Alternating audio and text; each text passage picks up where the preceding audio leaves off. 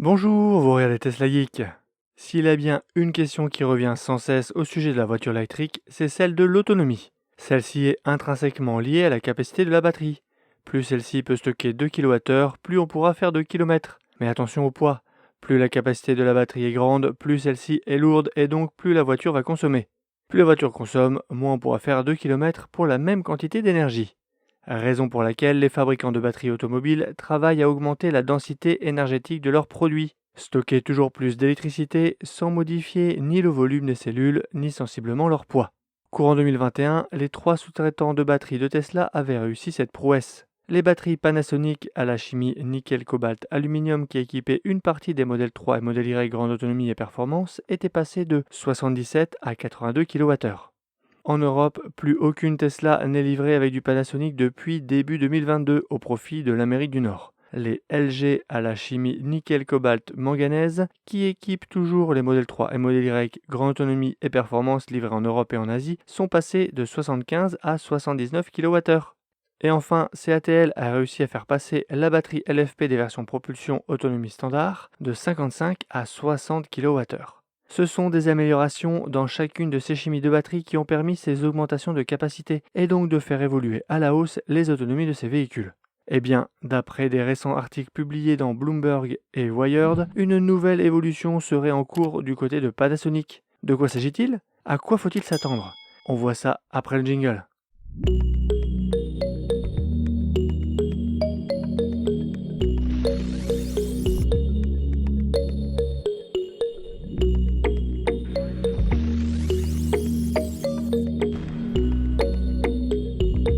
Des promesses d'innovation dans le domaine des batteries de voitures sont légion.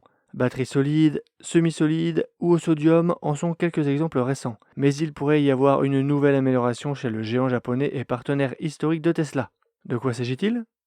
Panasonic a déclaré à Bloomberg qu'il produirait une nouvelle version améliorée des cellules 2170, celles-là même qui sont utilisées dans les modèles 3 et modèle Y et produites dans l'usine du Nevada qu'il coexploite avec Tesla.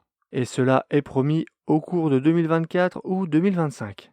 Ces nouvelles cellules offriraient une densité énergétique beaucoup plus élevée qui pourrait contribuer à réduire les prix des véhicules électriques. Shoshiro Watanabe, directeur technique de Panasonic, va plus loin et ajoute dans une interview que le fabricant japonais d'électronique avait pour objectif de tenir sa promesse de quadrupler sa capacité de production d'ici l'exercice 2030. Et pour y parvenir, il a déclaré que l'entreprise n'aurait pas besoin de construire de nouvelles usines ou d'investir massivement dans des plans de production. Sa stratégie repose sur 2 axes. Nous allons augmenter la capacité de la batterie et améliorer la productivité en même temps, a-t-il déclaré.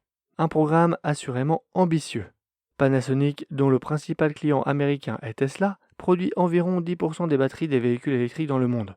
Son plan 2030 commence donc par la production d'une version révisée de ses cellules cylindriques 2170 avec plus de capacité, combinée à une augmentation de la production de 10%. En augmentant la densité énergétique de sa cellule 2170, Watanabe affirme que cette amélioration pourrait contribuer à réduire le coût global d'un véhicule électrique. C'est effectivement une conséquence possible d'une meilleure densité énergétique. Mais ce vœu pieux dépendra évidemment des constructeurs automobiles pour plusieurs raisons. La première, c'est évidemment car c'est le constructeur qui fixe le prix de son véhicule, et pas le fabricant de batterie. Mais avec la guerre des prix qui s'est déclarée en ce début d'année 2024, une baisse du coût du kilowattheure de batterie est un levier supplémentaire et complémentaire à la baisse des marges déjà entamée. Mais ça dépendra surtout de comment les constructeurs impacteront la constitution de leur pack batterie avec cette nouveauté. Avec des cellules plus denses en énergie, on peut soit mettre moins de cellules pour la même capacité totale du pack, et donc avoir un pack qui coûte moins cher, ou on peut garder le même nombre de cellules et donc gagner en capacité et en autonomie. Ces derniers temps, c'est cette deuxième stratégie qui a été retenue par Tesla. Je pense que c'est à la fois une solution de facilité sur le plan industriel. Au moment d'assembler les packs, seule la référence de cellules change et ça permet aussi de faire plaisir aux nouveaux clients avec une autonomie améliorée, avoir une fiche technique qui progresse et potentiellement donner envie à une partie de son parc de clients de changer pour le nouveau modèle. La déclaration du patron à Bloomberg est assez contradictoire dans la mesure où Panasonic construit actuellement une nouvelle usine de cellules 2170 à De Soto au Kansas, la deuxième en Amérique du Nord. C'est un projet de 4 milliards de dollars avec une production initiale de 30 gigawattheures par an. En 2022, on s'attendait à ce que l'usine soit destinée à la production des nouvelles cellules de batterie cylindrique, les fameuses 4680, plus grosses et plus volumineuses, présentées en 2020 au Battery Day, et qui se destinent au modèle de nouvelle génération de Tesla. Mais Panasonic a retardé ce projet. Quel est le secret de Panasonic pour encore augmenter la densité énergétique de leurs cellules? Plus tôt, en décembre, Panasonic a annoncé son accord pour l'achat d'un matériau d'anode en silicium nanocomposite auprès de Sila, une société californienne confondée en 2011 par l'un des premiers employés de Tesla.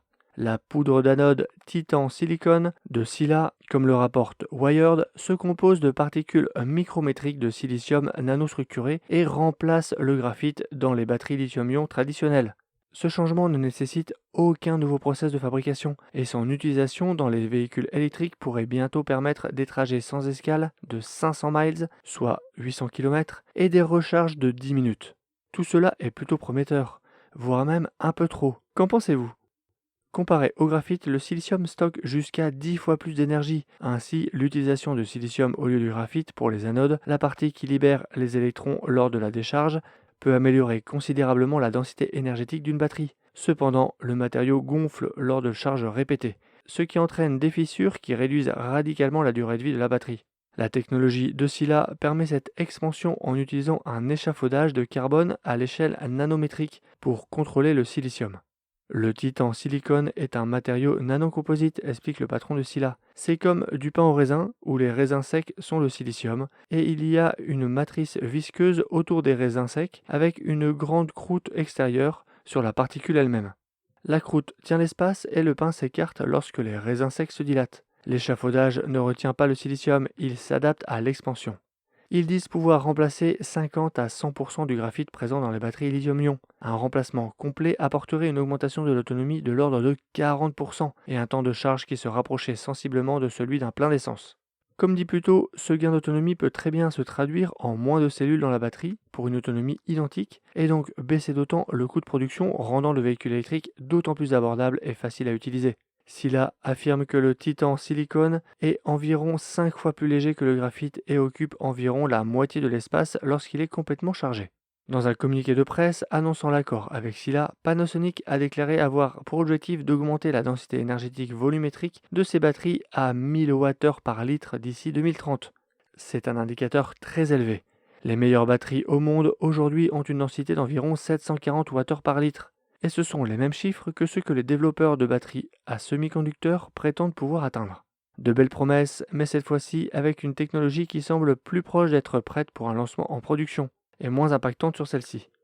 Si Panasonic semble avoir pris la direction du remplacement du graphite, d'autres fabricants de batteries explorent d'autres pistes pour augmenter à court terme l'autonomie de leur accumulateur. Je pense en particulier à CATL qui a dans ses cartons une batterie M3P qui, à partir d'une base de LFP, lithium fer phosphate, aboutit à une LMFP par ajout de manganèse et augmente sa densité énergétique. Des rumeurs insistantes et récurrentes prophétisaient l'arrivée de ces batteries chez Tesla, mais à ce jour, rien.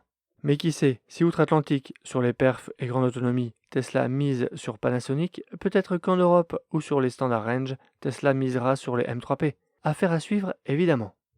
Plus que l'autonomie, c'est la vitesse de recharge qui est le véritable enjeu dans le domaine très sophistiqué des batteries. Si en thermique, l'autonomie, la taille du réservoir n'a jamais été vraiment un sujet, c'est avant tout parce que faire le plein ne nécessite que 5 minutes. Raccourcir la durée de recharge, c'est effacer l'importance attribuée à la taille du réservoir et à la capacité de la batterie. C'est permettre l'installation de batteries de taille raisonnable, même dans des autos gloutonnes en énergie, et donc permettre la production de davantage de voitures avec le même nombre de cellules.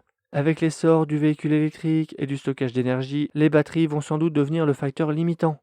Avec la batterie de 87 kWh utile du nouveau Scénic, on peut faire 2 Mégane. Avec la batterie de 113 kWh d'un Fisker Ocean, on peut presque faire 2 modèles 3 ou 2 modèles Y. On l'a vu avec le modèle Y propulsion berlinois dans sa déclinaison à batterie BYD, avec un bon refroidissement des cellules, une bonne gestion thermique, on peut atteindre de super temps de charge sans compromettre à moyen terme la santé de la batterie. On parle d'un 10 à 80% en 19 minutes. Mais pour aller plus loin, il faudra sans doute innover davantage et s'attaquer à la chimie comme le fait Panasonic. Je ne sais pas vous, mais j'ai hâte d'en savoir plus, de voir comment ces promesses vont se traduire dans nos autos et surtout quand. On sera amené donc à en reparler, alors pensez à vous abonner pour ne pas rater mes prochaines vidéos. N'hésitez pas non plus à jeter un œil sur mon site teslageek.fr pour des bons plans, la checklist de livraison que vous êtes toujours aussi nombreux à me demander, le parrainage Tesla et une sélection d'accessoires pour Model 3 et Model Y. Et je vous dis à bientôt pour une prochaine vidéo. Si tu as aimé cette vidéo ou que tu veux soutenir la chaîne, mets un like. Tu peux t'abonner pour recevoir les notifications de mes prochaines vidéos et aider la chaîne à être mieux référencée. N'hésite pas à donner ton avis en commentaire. À bientôt!